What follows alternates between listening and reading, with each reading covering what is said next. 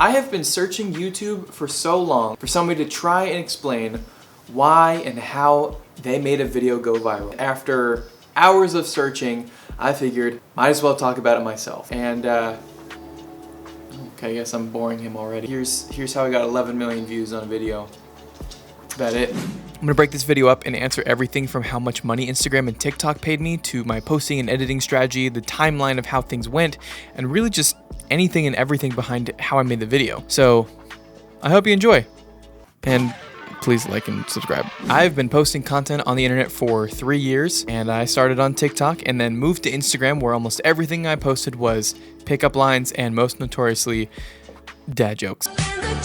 These videos ended up doing super well for some reason that I still don't really understand, but it got me to the point where I built up about 1 million followers on TikTok and 50,000 followers on Instagram. All the people you follow on TikTok rarely pop up on your feed. The whole point of TikTok is to show you the content tailored based on what the algorithm thinks you like, rather than what you say you like. Basically, your followed accounts don't matter nearly as much as you think they do. The same goes for the amount of followers a creator has, too. Most of my videos since I changed up my content don't get more than maybe a few thousand views on TikTok. When I was in the process of thinking through this video, I was trying to figure out a way to make a joke where the punchline was witty, quick, and would require some people to watch the video a second or maybe a third time in order to fully let the joke click. By giving you some opportunity for the joke to settle in, you're most likely going to watch the video again to fully understand it. I always optimize my short form videos to get people to watch for as long as possible.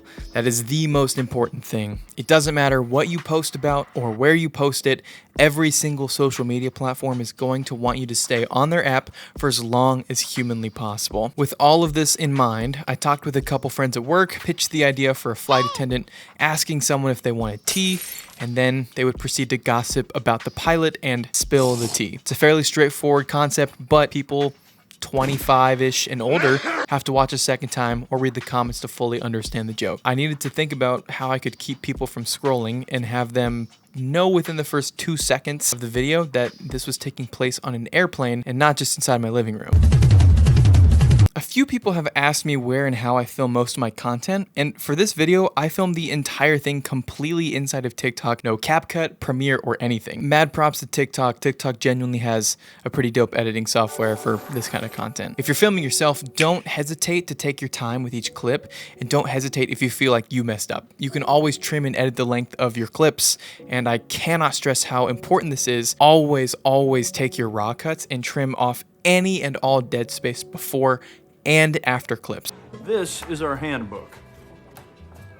I wrote the whole thing myself. Usually this will be only about 3/10 to a full second worth of space for each clip, but in my case with this video, you end up taking what would be 17 seconds into something that's closer to 12. Those 5 seconds are so valuable because you're essentially removing 5 whole seconds worth of opportunities for someone to scroll past your video. Most people think that you need to keep the entirety or even most of the content that you shoot, when in reality, a lot of the filler shots are going to be the prime moments when people choose to scroll. If you've seen the video, there's some background airplane noise that was added in to set the scene a little better. If you haven't seen the video, don't worry, I'll play it for you towards the end so you know what I'm talking about. While the sound of the airplane cabin was just a sound I found on TikTok, TikTok has this voiceover feature when you were editing clips that essentially acts as a microphone for you to record audio over your video. I found this sound of an airplane seatbelt sign. I downloaded it from a website called My Instance, which I'm going to link below in case you want to find some of these sounds, and I used the voiceover feature to record that sound directly from my laptop onto my computer. I'm not even kidding. This is how I recorded that sound. I took my phone, I clicked the sound. That's literally it. I just recorded science. It's these small elements that give videos a greater opportunity to be successful and be shared with a massive amount of people. Once I had done all of my editing, posted the video to TikTok, kept the caption simple, and then posted the video to Instagram and YouTube Shorts. I was sure to remove the watermark just by using a website that does it for free. And if you aren't already doing something like that to remove a watermark on a video, please start doing that. It's for the best, I promise. From this point, I just decided to go take a shower, take a breather, and check my phone about 30 minutes later. Oh my God, okay, it's happening. It took about 45 minutes for me to know this video was gonna perform pretty well on TikTok, because within about 2 hours, the video had climbed to roughly 121,000 views and had an engagement rate of about 26%. On Instagram, it's a little bit of a different story. It took about 3 days for the video to start gaining traction, but by the time it started tapering off on TikTok, Instagram pushed it farther and faster. Between January 21st and January 22nd, the video went from 400,000 views to 3 million views. I'm gonna speak very openly and honestly about how much I've made on both Instagram and TikTok from this video, but I'm also going to tell you, in my opinion, where you should start with content creation if you're trying to make the most money or if you're trying to monetize as quick as possible. All social platforms primarily pay you through the amount of views you get on your videos. This is mainly because it's easy to determine your objective portion of views you get compared to all the other creators who are also monetizing their content. While that may sound simple, each platform has a very different way of paying its creators. YouTube is most well known for their payout structure, which comes from a 45 to 55% ad revenue split from the ads that YouTube plays before, during, and after videos. This split specifically achieves two things. The first thing is that it encourages creators to post and grow more because there's no cap on the total amount of money allocated to creators. And secondly, if YouTube continues to grow, so does the theoretical amount of money that would be distributed to creators. With TikTok, it's a completely different story.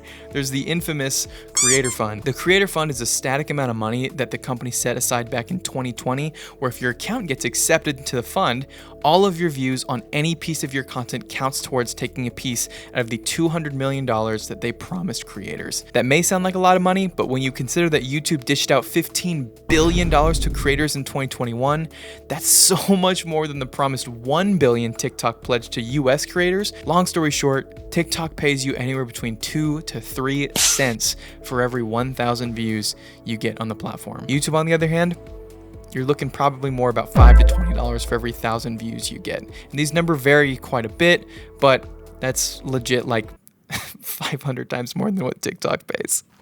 So Instagram is basically the weird second cousin that's trying to do the same thing, and it's just does it really awkwardly. Rather than a revenue split or a creator fund, Instagram has a bonus feature that allows Instagram and Facebook creators to monetize the views they acquire specifically on their reels. Now, Instagram gets weird with its payout structure because they do something that's kind of wacky, but really benefits small creators more than anything. Bonuses function in 30-day periods where you have a view, post, and monetary cap for the content you create. For example, my bonus structure is that I can make up to $8,500 a month, but I have to get over 84 million views. I have 150 videos that I can post each month. That may still seem like it takes quite a bit of time to amass any type of cash, but the big quirk with Instagram is that they make it super easy for you to make your first $100. All you need in one of your 30-day periods is 20,000 total views, and then they immediately drop you $100. Now, I love this feature, but if you're getting millions of views on your content each month, you end up getting to this really weird situation where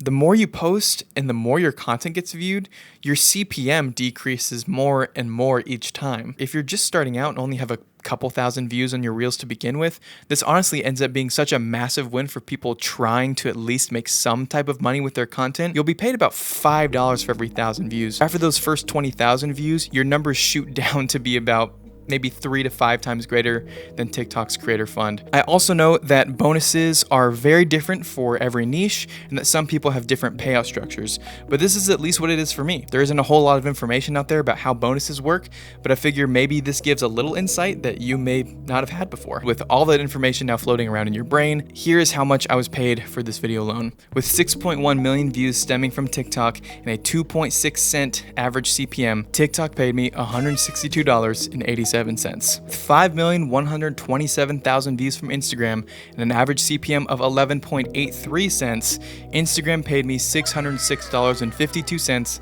coming to a grand total of $769.39. I know that is considerably more than what a lot of creators make in a whole month, let alone just with one video. And so hear me when I say this, that I am very, very grateful to have amassed that on just this video. The crazy thing is that when you add up these view numbers and plug them into the YouTube monetization numbers I gave earlier, it doesn't take a math genius to realize that 11 million views on YouTube could be the equivalent of putting a down payment on a really nice house. For people out there trying to figure out which platform they should spend the most time developing, it's honestly here on YouTube. You can get millions upon millions of followers on TikTok and ultimately not have much to show for it.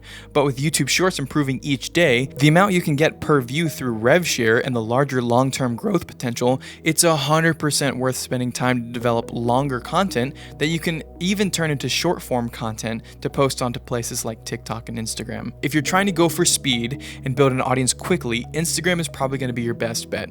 Even though there isn't a set parameter for how you get invited to the bonuses program, it's worth trying to gain some traction through Reels over TikTok because of the potential to make that easy and quick $100 every 30 days, and knowing you'll be paid a little bit more for your work too. 20,000 views on TikTok will only get you about 60 cents if you're in the creator fund. Take it from me, this leads to more frustration than anything when you put in hours and hours of work on a video, only to have it be loved by thousands of people and be compensated for literal pennies on the dollar. Look at us.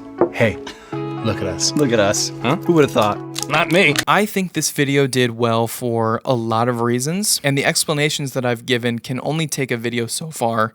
There's so much psychology, strategy, luck, and string pulling that goes into determining the potential reach for a piece of content, not to mention even more added randomness when it comes to the whims of an algorithm. In fact, I actually tried to capitalize on the traction for this first video, and I made a second one only for it to get 12,000 views on TikTok. While it still did well on Instagram, it was posted in my last bonus period, and so I can't be compensated for any of the views it's getting today. And that kind of sucks. Sometimes what people are wanting to see is just going to differ than what you are putting out into the world. And that's okay. It's super easy after posting a video that does really well to suddenly feel this immense pressure to appease a newfound audience, or maybe post content in a niche that you aren't super into. This is a really quick and fast road to disappointment and burnout, and I've been down both of these roads personally, and it was insanely hard for me to have the courage to post again. The most important piece of advice I could give you when posting content is to pursue what makes you happy and embrace all of your creative efforts. Your content is going to live on the internet for much longer than you will, but there is so much stuff that gets posted each day, your contribution to an infinite amount of content will only be relevant for a handful of weeks, and if you're lucky, maybe a month or two. A video you posted that sucked is going to get remembered the same as a video that did incredibly well in the grand scheme of things. The videos you post that will mean the most to you don't have to be the ones that do the best. They'll be the ones you enjoy filming, editing, brainstorming, crafting, and creating the most. We live in a time where all these short videos carry so little meaning in our lives, and yet their performance and our perception about what people think about them dictate our mental well-being and mood. Likes and shares and views and all of these metrics that we have become so obsessed with are nothing but a made-up currency that a handful of people came up with maybe a decade ago. At the end of the day, it's up to us to determine just how valuable that currency is and how valuable it is to our mental well-being. Thanks for watching, and go make something awesome today.